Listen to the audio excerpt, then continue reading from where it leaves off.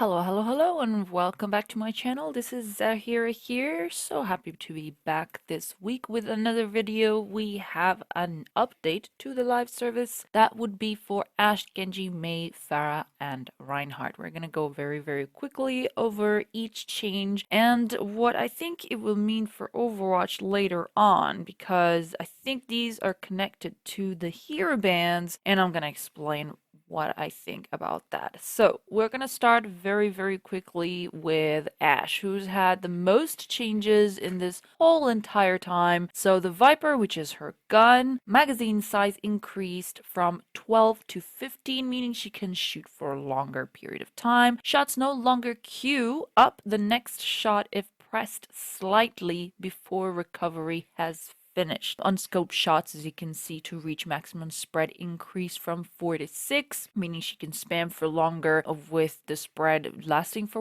longer, I think. Please correct me if I'm wrong. This was a bit of a confusing thing that some people were debating about how that was phrased, so please do correct me if I'm wrong, but I think it was 4, it is now 6 to reach maximum spread. Do correct me if I'm wrong. Unscoped shots then can now be fixed much more quickly after finishing a scoped shot, so between one and the other, it's just going to be faster than what it was before. And then now you can start reloading much more quickly as well after firing a scoped shot. Again, just in terms of speed on how much she can do everything, it's just she's so much faster to use now, and it's just so much better, and something that was noticed with the hero bands, and we'll get to that in a second. Genji then got a little bit of a change himself. Shuriken second fire recovery lowered from 0.75 to 0.65. So first, the primary fire is still the same, but the secondary fire is just faster than it was before. And then we've got Mei, the endothermic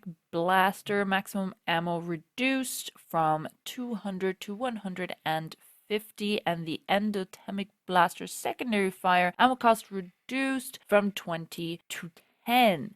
So that's half of what it used to cost. So basically, they have not really doubled because they did, lower the maximum ammo, but they have actually increased how many times you can secondary fire with Mei and how long the freeze rate itself is going to last. So the freeze rate itself is going to last for less, and your secondary shots are going to be more. So what basically Blizzard are trying to say is, please don't just spam left click the entire time, which I think is great. I had already started having a more right clicky kind of attitude with Mei after I was watching a lot of Overwatch League this season, where I've noticed that there was the importance of right clicking, basically, apart from the fact that you can have a bit of a Hanzo effect, where as long as you spam the right click in the general direction where a head is going to be, there is still a chance you're going to get a lucky shot and get a headshot in there. That means they would be down one person already, and it would delay them as to how much they can push,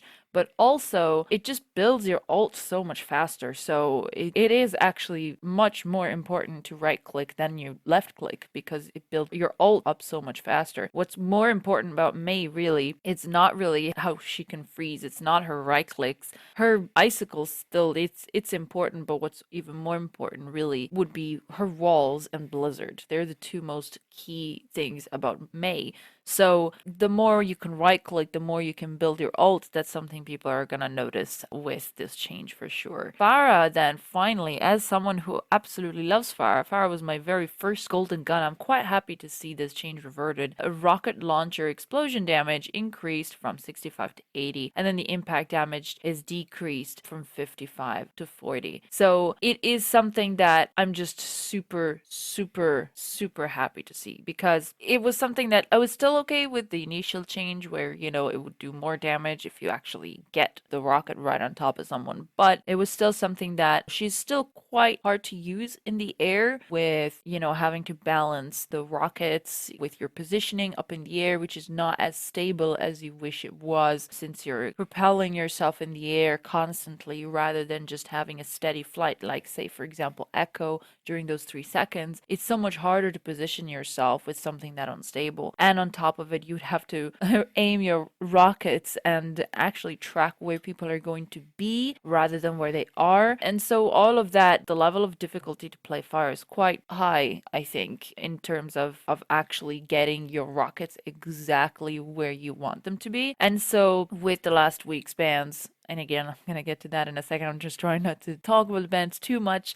But let's just say it was noticeable just how hard it was to play Farah just when you absolutely had to play Farah. Reinhardt then. Reinhardt, I'm not happy about this change though. Not happy about this change at all. As a Reinhardt main when I play tank, not happy about this at all. Steadfast passive knockback resistance reduced from 50 to 30. I understand 30 was the first one that was there. Then they changed it to 50. I still wasn't happy with the 30. The 30, when it happened, I was happy that I had a steadfast in the first place. I was real happy with that. But it was way better when it was 50% because with 30, you can still kind of get bounced around like a ragdoll anyway. The things that I hate the most when I play Reinhardt, well, not anymore. I didn't hate them, but I did when this was still quite low. It was Lucio's, Wrecking Balls, and goddamn Doomfists. Doomfists were the worst, where you as a tank could not do your job if the enemy team had those three, because you would constantly get booped around all over the place, mostly in maps like Nepal, for example. I mean, dear God, you have a trench on the left-hand side, somewhere where you absolutely do not want to fall into. And the first thing that people do in that kind of map is pick boop characters so they can boop you in there. And fair enough, you're a little squishy, you're standing next to the trench. Okay, you're gonna get booped in there. Sorry, bro. That's just how it is. But if you're a big, massive tank, that shouldn't be happening. And it's something that, honestly speaking, I think it should be working for something like Orisa as well. I know people say Orisa was already OP and whatever, but Orisa is kind of a bad character to pick nowadays because of how much she was nerfed into the ground. But I think just in general, all big tanks should have something like Steadfast, because Reinhardt is supposed to be this big man in armor. Only makes sense to make him heavier. Orisa, same thing. Even Roadhog. Roadhog is a big, massive fat guy. He should definitely have something that should be an equivalent to his weight, stopping him from getting booped.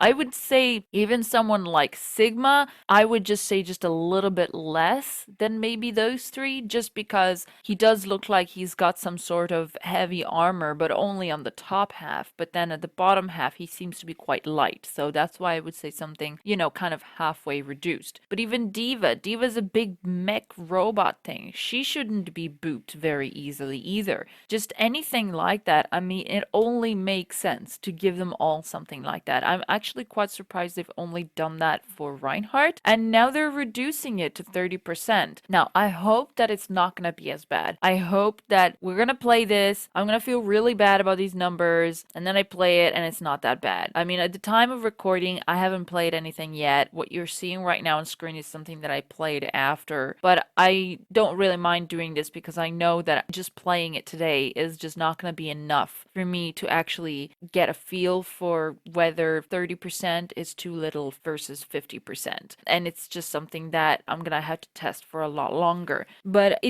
I don't think I am going to like it, but I could be wrong. Hey, who knows? I don't know. And then of course there's the bug fix for Ashe as well. Just some things that needed fixing and they fixed it. So really those would be all the changes. In terms of hero bans, I was saying a lot of stuff for hero bans and I just wanted to save it till the end. So for me, it was quite a revelation. So I'll give you my experience 2 weeks ago during hero bans. I hated it.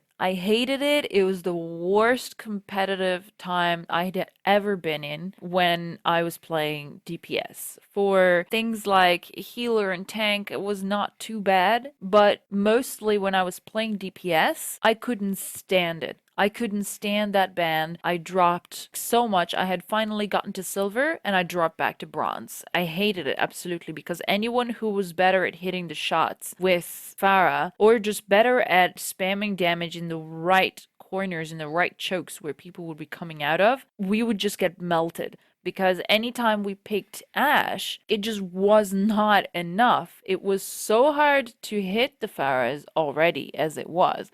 And the fact that she was shooting so goddamn slow, it was just maddening. Like, it just felt like even picking Ash was not good enough. We'd have to pick Ash and we'd have to pick Hanzo. And Hanzo, his projectile speed has been reduced. So even with that, it was something that was really, really hard to do. And I think, like, I didn't think that far. I'll be honest with you. I didn't have an open mind during that week because it was so horrible. I lost so much SR. I literally just stopped playing Overwatch for a while.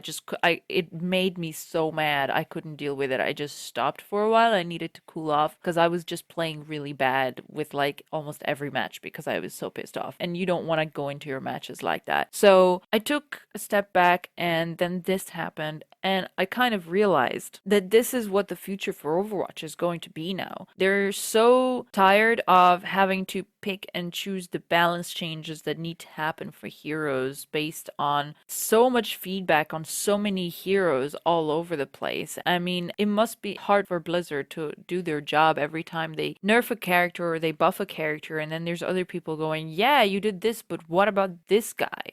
Like Reaper, how long did Reaper take to get his healing reduced? That took forever. It took so long. It was not even funny. And he was one of the most popular heroes to please, please, please ask to be nerfed. And it took that long for them to actually do it. And I really don't think that it was something to do with, oh, they were just slow at making changes. I think it was, they really do look at popularity as something that they look, okay, what is the character that most people are asking to change? Okay, let's do that. But with hero bans is a completely different thing.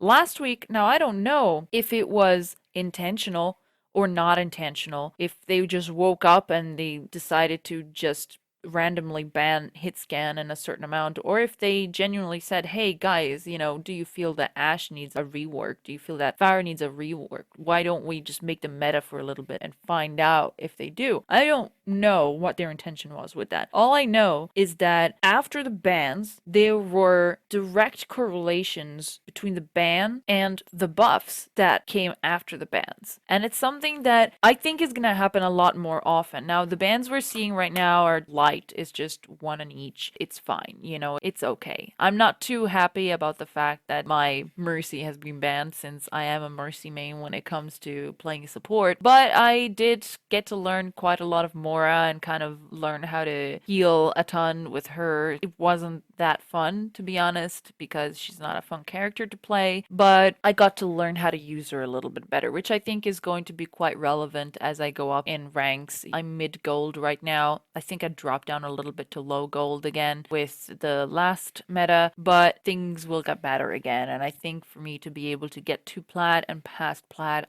eventually I'm gonna have to learn how to use Mora, unfortunately. As much as I like to keep myself to the fun characters to play when it comes to all three roles, unfortunately I think sometimes I'm gonna have to learn a little bit of the boring ones to do as well. I definitely think we can see a lot more of this going forward in the future, either on request or something where they just decide to see how things work. I mean, look at Genji. Genji hadn't really been looked at in a really, really long time. It's only recently where they noticed that Genji needed a little bit more of a rework because they made Tracer a lot better and they wanted Genji to kind of work a lot better with her and gave him more ammo, but it still wasn't enough to make him what he needed to be. But he's definitely gotten more popular since. And I think after this, and mostly with the hero bans, I think they realized that Genji really wasn't getting used that much, but he had grown in popularity still, but just not enough to really get him to compete to all the other DPS. So they increased his recovery for his secondary fire, which I think is huge because he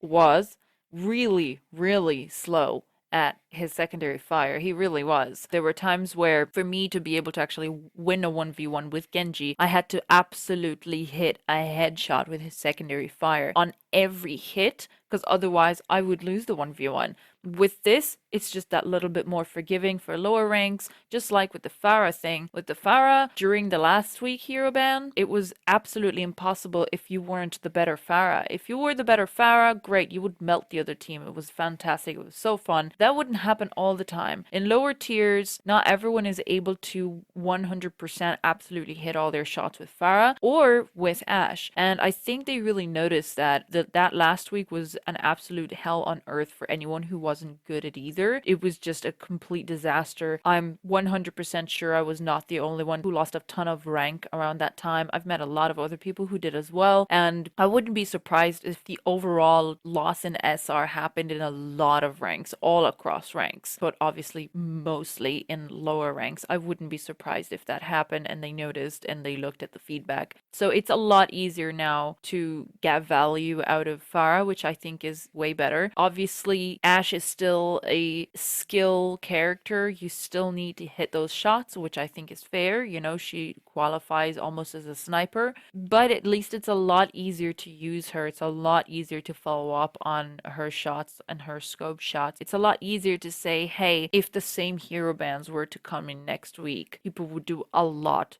better with these new changes, which I think is the whole point of this. And I think there's going to be more of that. I wouldn't be surprised if they decided to ban any projectile heroes in the future, or maybe just ban everything but Hitscan heroes, see how the Hitscan heroes do, see if there's anything needs changing. I think we can see the hero pools more as something to improve our gameplay overall, not only get us to learn new heroes, but also to be able to see changes on heroes that have been left behind quite a lot. And they're no longer going to be left behind because, as we can see, if they have seen some heroes left behind, nothing stops Blizzard from banning everything but those heroes so that they can become meta. They can see how they're getting used and then be like, right, okay, so this needs changing. And yes, I can totally understand that maybe it's going to be something that's a bit bad for competitive. People are going to be losing matches, people are going to be losing their SR, but what other better place to see how effective a hero is than competitive, where the person playing that hero wants to do everything in their power to actually win that game. I think it's definitely the best place to see.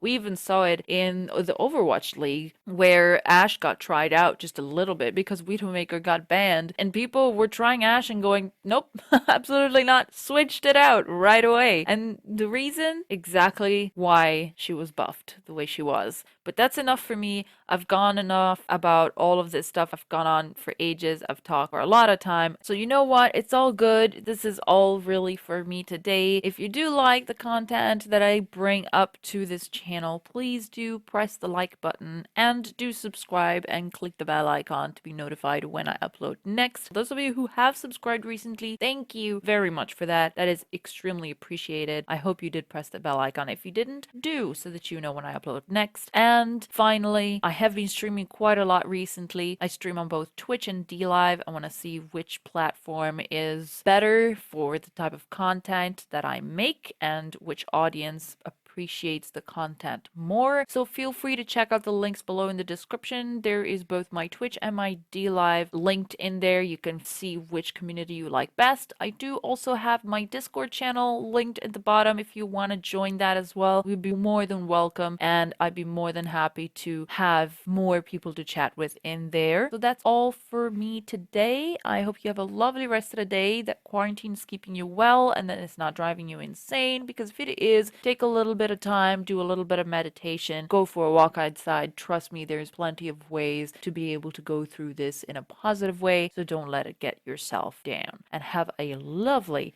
rest of the day. Bye.